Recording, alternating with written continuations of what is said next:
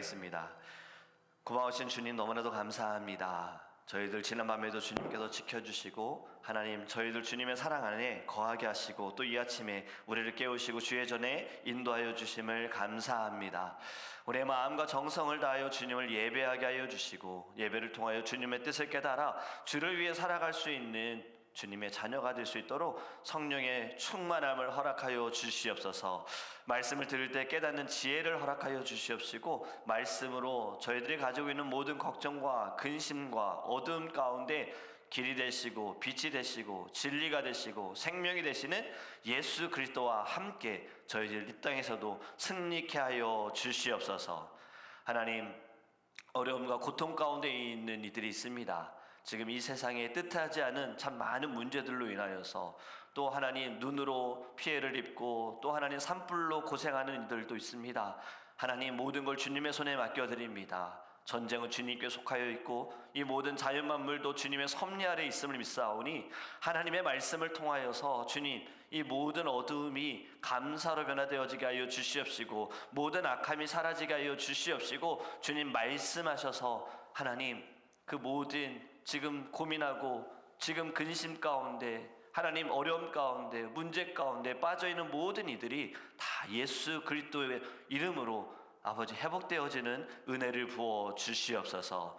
말씀을 통하여 저희들 안에도 생명의 그 빛이 하나님 우리 안에 거하여 만나는 모든 사람들에게도 예수만을 증거할 수 있는 믿음의 한날 될 수 있도록 우리를 사용하여 주옵소서. 모든 영광 주님께 올려드리며 예수님의 이름으로 기도합니다. 아멘. 오늘 우리에게 하나님의 말씀 누가복음 3장입니다.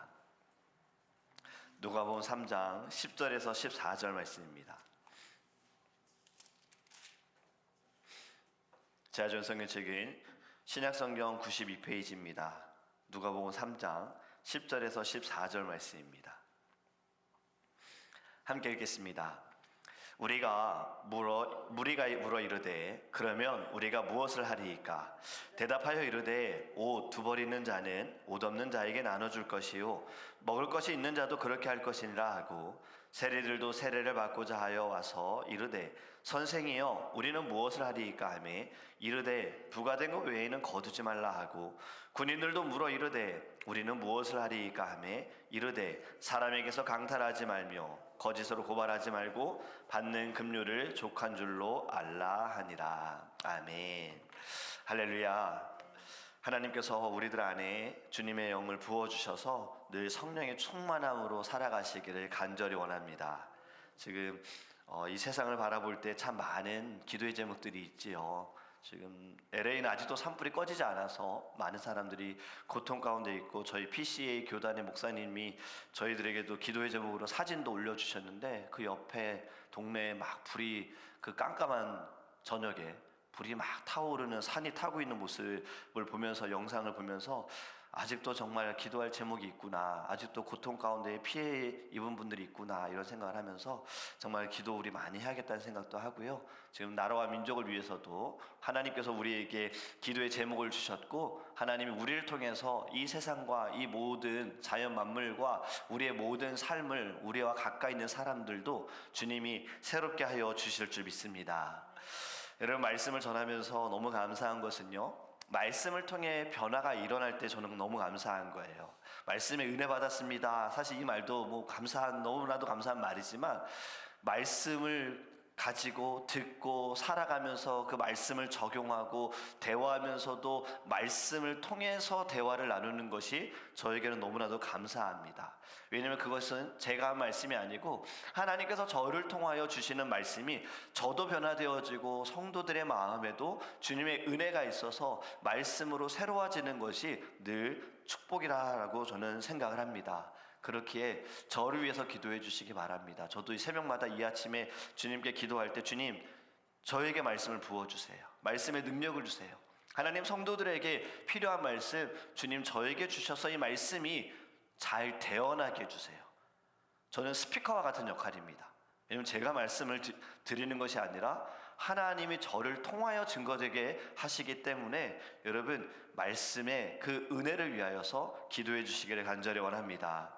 믿음을 갖기 위해서는 말씀을 들으라 라고 말씀하셨죠. 그런데 듣기만 해서는 안 되는 겁니다. 반응이 있어야 하는 거예요. 말씀이 좋다, 말씀이 재밌다, 말씀이 너무나도 은혜롭다가 아니라 말씀을 들으면 이러한 질문이 여러분들 또 저에게도 있기를 간절히 원합니다. 주님, 제가 어찌하는 것이 좋겠습니까? 주님, 제가 무엇을 하는 것이 좋겠습니까? 주님이 무엇을 원하십니까? 말씀해 주세요. 주님, 가르쳐 주세요. 오늘 읽은 본문의 말씀이 지금 세례 요한이 말씀을 전했을 때 듣는 자들이 지금 이렇게 반응한 거예요. 10절 말씀을 다시 보면요, 무리가 물어 이르되 그러면 우리가 무엇을 하리이까? 말씀 잘 들었습니다. 그러면 무엇을 하리이까? 라고 물어본 거예요. 여러분, 이 말씀은요, 어제 베드로의 설교에도 언급을 제가 드렸는데, 베드로의 설교를 들은 이들도 이렇게 반응하지 않습니까? 우리가 어찌할꼬? 라고 질문을 합니다. 우리가 어떻게 하는 것이 좋겠습니까? 우리가 어떻게 해야 구원을 받습니까? 우리가 어떻게 해야 하나님이 기뻐하십니까? 여러분, 이러한 질문이 있어야 돼요. 은혜를 받은 자는 반응이 달라야 합니다. 그냥 말씀이 좋습니다, 오늘 예배 은혜 받았습니다, 이것으로 끝날 것이 아니라 삶에서 예배하려고 하고 삶으로 끌고 와야 하는 것입니다. 이러한 반응이 있어야 하는 거예요. 은혜를 받은 자들은요, 여러분, 더 예배하기를 원합니다. 은혜를 받은 자들은요, 더 말씀을 보려고 하고요, 은혜를 받은 자들은 더 기도하려고 해요. 교회 안에 특별히 부흥회, 수련회, 특별 새벽 예배, 특별 저녁 예배, 이 시간들만 특별하게 은혜를 받는 것이 아니라 이때 은혜를 받았으면 결단하는 겁니다. 나는 더 주님께 예배하겠다.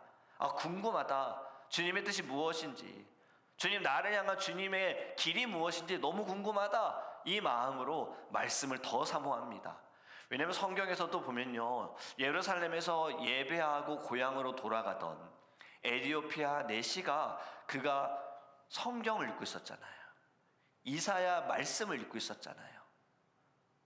우리하고는 좀 다른 반응이지 않습니까? 우리는 예배했으니까 오늘 예배 한번 드렸으면 됐어. 나 오늘 한번 말씀 봤으면 됐어. 오늘 새벽에 한번 기도했으면 됐어.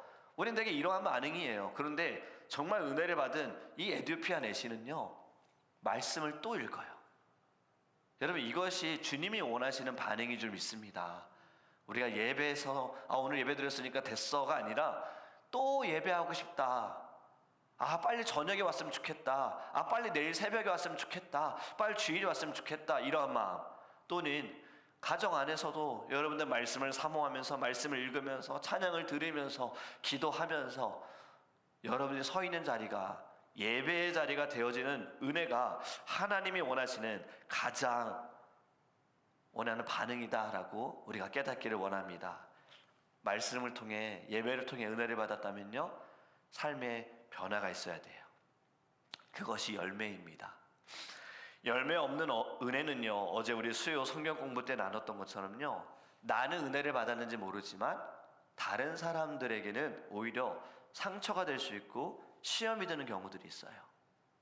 제가 총신대학교에서 이제 공부할 때 여러 교수님과 학우들을 만나면서 깨달은 것이 무엇이냐면, 주의 종에게 가장 필요한 것은 신앙이고 믿음이고 그 다음은 성품이다예요.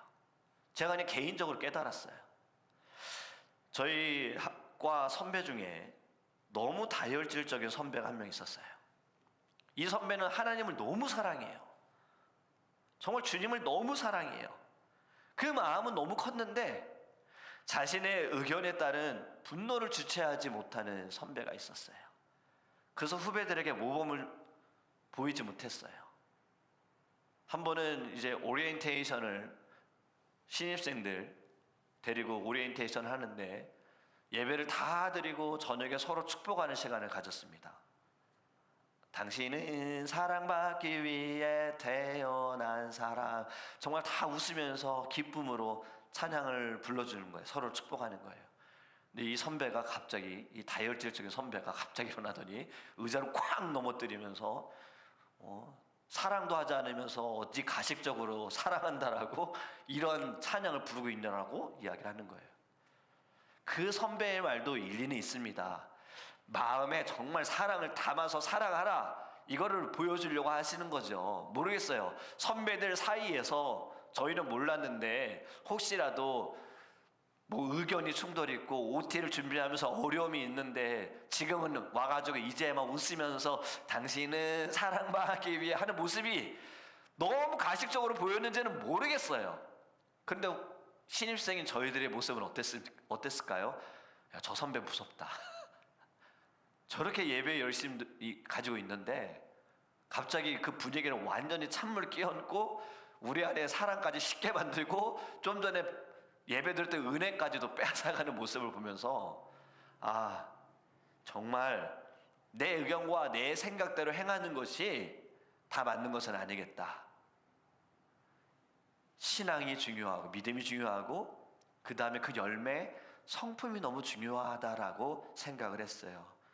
왜냐면 또 학교 안에서 운동하면서 농구하면서도 참 많은 일들을 보았거든요. 전도사님들끼리 막 싸우는 모습도 보았어요. 그래서 야, 정말 예수님의 성품을 주의 종들도 다 가져야겠다라는 그 깨달음을 하나님이 저에게 주셨습니다.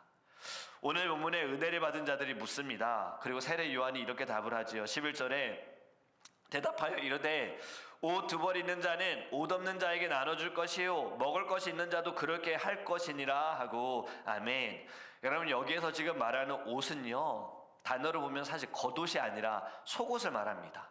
속옷을 나눠줘라 라고 하는데 여기에 우리가 또 주목해야 할 것은요, 옷 두 벌이 있는 자예요. 두 벌이 있는 자에게 그 중에 하나를 나눠줘라 라는 겁니다. 지금 이 말씀은 없는데 주라는 것이 아니에요. 있는 가운데 줘라라는 거예요. 있으면서 안 주는 거 하나님이 기뻐하시지 않아요. 왜냐하면 하나님 다 지켜보고 계세요. 그런데 없는 가운데 주는 거 좋은 마음일 수 있어요. 그런데 오히려 그 일로 인해 시험 드는 경우들이 많습니다. 없는 가운데 나눠줘서 시험을 누가 받느냐? 주는 사람이 받더라고요.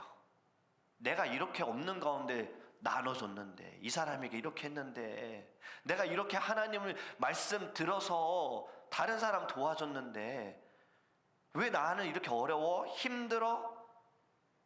오른손이 한 일을 왼손이 모르게 하라라는 말씀은 다른 사람이 모르게 하라, 모르게 뭐 섬겨라 이렇게도 우리는 해석을 하지만 사실 이 말씀은요, 내가 선한 일을 행한 것을 기억하지 말라는 거예요.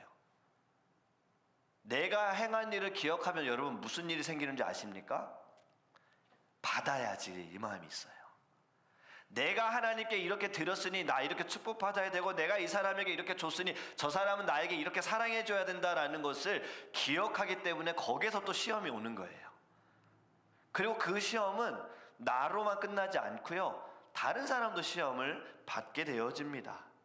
교회 안에서 이로 인해 무엇이 생기느냐? 서운함이죠. 저 사람 왜 나한테 이렇게 하는 거야? 교회는 왜 나한테 이렇게 하는 거야? 주의 종은 나한테 왜 이렇게 하는 거야? 다 서운함. 직분자는 왜 이래? 봉사자들은 왜 이래? 리더는 왜? 심지어 아이에게까지도 서운함을 느끼는 거예요. 그래서 뭐 저는 이 단어를 그렇게 좋아하진 않지만 예전에 목사님들이 교회 안에서 너무나도 이러한 일들이 생기니까 이제 섭섭마귀라는 표현을 썼어요. 교회 안에 섭섭마귀는 사라져야 된다고. 왜냐하면 그 섭섭함, 그 서운함 때문에 사람의 감정을 건드려서 교회 공동체가 깨지는 일이 너무나도 많아서 예전에는 목사님들이 이런 단어까지 썼던 거예요. 여러분, 없는 가운데 주는 것, 주는 사람도 시험에 들고 받는 사람도 시험에 들 수 있어요. 우리 장로님이 늘 하시는 말씀 있죠. 할 수 있을 만큼 해라. 섬길 수 있을 만큼 섬기고 나눌 수 있을 만큼 나눠라. 여러분, 이것이 무엇입니까? 형편만을 말씀하신 것이 아니죠. 마음을 말하는 거예요. 그 마음에 할 수 있는 거, 그리고 거기에 형편에 맞게끔. 그런데 여러분, 마음이 있는데 형편이 되지 않는다면 그것을 두고 하나님께 기도해야 하는 겁니다. 하나님 가진 것이 더 많을수록 하나님 더 나눌 수 있게 해주세요. 주님, 저는 나누고 싶은 마음이 너무 큰데 제 형편이 지금 나눌 수 없으니 하나님 나눌 수 있는 형편까지 연결케 주님 인도해 주세요. 지금 11절의 말씀, 주변을 돌보라라고 말씀하고 있는 거잖아요. 주변을 돌아보아라. 성도들의 삶을 헤아려보고 주변 사람들을 살펴보아라. 내 이웃을 내 몸과 같이 사랑하라라는 이 말씀도요, 내 안에 주님의 사랑이 있을 때 가능합니다. 있어도 안 주는 사람이 있고요, 없어도 주는 사람이 있지요.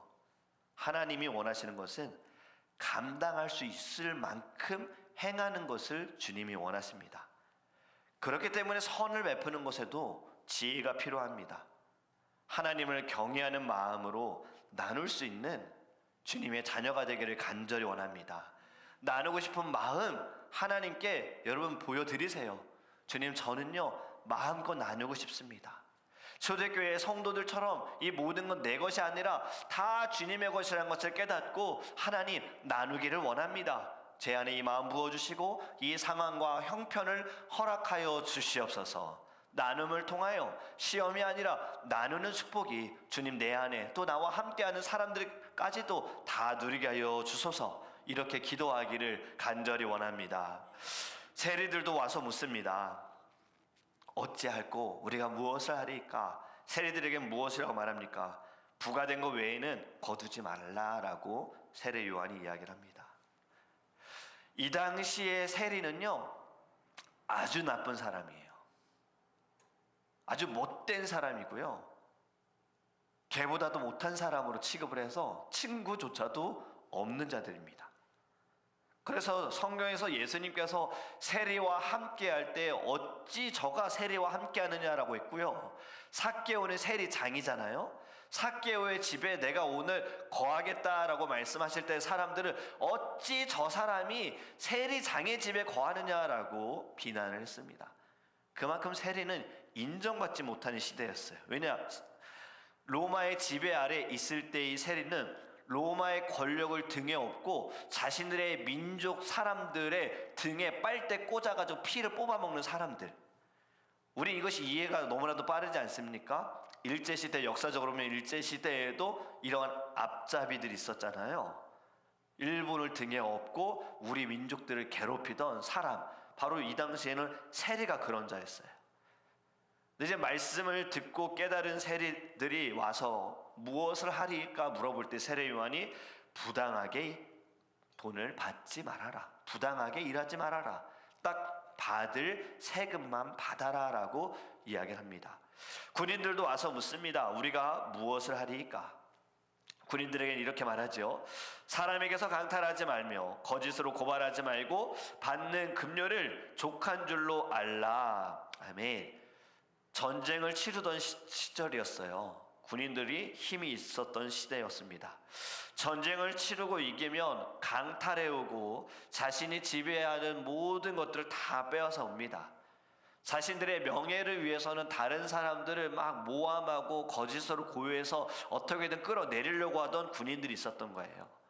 다른 사람들을 이겨야지만 자신이 높은 자리에 앉고 자신의 자리를 지킬 수 있는 시대였던 거예요. 그리고 돈을 많이 벌고자 하는 마음이 너무나도 컸기에 세례 요한도 이것을 다 알기에 이렇게 말합니다. 이 모든 것을 하지 말아라. 여러분, 지금 말씀을 듣고 은혜를 받은 자들이 와서 무엇을 하리까? 라는 질문에 지금 한 가지씩 다 이야기를 해줬는데, 지금 저는 이 말씀을 묵상하면서 딱 한 문장이 생각이 났습니다. 기본을 지켜라예요. 기본을 지켜라. 하나님께서 우리 교회의 작년에 표 뭐라고 주셨습니까? Back to the basics. 기본으로 돌아가자 했어요. 다르게 표현하면 바로 기본을 지켜라입니다. 하나님의 자녀가 된 자가 기본을 지켜야 합니다. 마땅히 하나님께 예배해야 하고 하나님을 위해 살아야 하고 말씀이 중심이 되는 기본을 지켜야 하는 겁니다. 하나님을 사랑하고 내 이웃을 내 몸과 같이 사랑하는 기본을 지켜야 하는 것입니다. 지금 말씀을 듣고 은혜를 받은 자들이 어찌할꼬? 라는 질문에 세례 요한의 말은 딱 하나, 기본을 지켜라예요. 어려운 사람 보면 도와줘라. 정직하게 일해라. 너희들의 임무에 충실하여라. 지금 우리가 살아가는 시대에 자꾸 어두움이, 자꾸 시대가 달라지면서 좋지 않은 모습들이 나타나는 것, 왜 이렇게 나라가 점점 어려워지는가? 교회 안에 어려움이 찾아오는가? 가정 안에 어려움이 찾아오는가? 왜 그럴까요? 기본을 지키지 않았기 때문이에요. 교회가 교회답지 못하고, 가정이 가정답지 못하고, 가정 안에서 부모로서 자녀로서 마땅히 해야 할 일들을 하지 못하고 행하지 않았기 때문에 이 세상이 마땅히 해야 할 기본들은 지키지 않고 기본은 무시하고 자꾸 지름길로만 빠르게만 어떻게든 행하려고 하는 모습으로 다른 사람은 어렵게 만들고 다른 이들은 돌보지 않고 다음 세대는 생각하지 않았기 때문에 이 세상이, 나라와 민족이, 모든 것이 점점 악해져 가는 것입니다. 여러분, 기본에 집중하시기를 간절히 원합니다. 기본을 지키셔야 합니다. 2025년도에도요, 더 뭘 해야지라는 생각보다 기본을 지켜야지라는 마음이 있기를 간절히 원해요. 하나님이 원하시는 것은 기본 안에서 그 기본에 충실할 때에 나머지는 다 하나님이 하실 거예요. 근데 기본을 무시하면서 뭘 하는 것, 하나님이 기뻐하지 않습니다. 기본이 없이 부피만 커지는 것, 기본이 없이 성장하는 것, 사실 이때가 더 위험합니다. 교만이 찾아오고 욕심이 찾아오고 쉽게 무너지기 때문이에요. 우리는요, 계속해서 기본에 힘쓰시기를 간절히 원합니다. 이제 말씀을 맺습니다. 여러분, 말씀을 들을 때마다 어떠한 마음을 가지시겠습니까? 이제는 질문을 하셨으면 좋겠어요.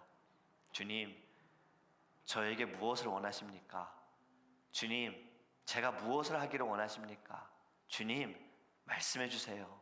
주님, 가르쳐 주세요. 주님, 제가 어찌해야 할까요? 주님, 기본에 충실하게 해주세요. 주님, 기본으로 돌아가게 해주세요. 그래야 하나님께 쓰임받는 저와 여러분이 되기를 주님의 이름을 축복합니다. 이제 우리 함께 기도하기 원합니다. 여러분, 첫 번째로 기도하기 원하는 것은요, 좀 전에 우리의 말씀처럼요, 무엇을 하겠습니까? 주님, 제가 무엇을 하길 원하십니까? 우리 질문하기 원해요. 하나님, 제게 은혜 베풀어 주세요. 주님, 제 문제 해결해 주세요. 주님, 더 나은 삶을 살기 원해요. 이것보다도 주님, 가르쳐 주세요. 주님의 뜻대로 살아가고 싶어요. 주님, 제가 무엇을 하기를 원하십니까? 주님, 제가 어찌하기를 원하십니까? 주님, 가르쳐 주세요. 우리 이것을 두고 다 함께 주여 부르시고 통성을 기도합니다.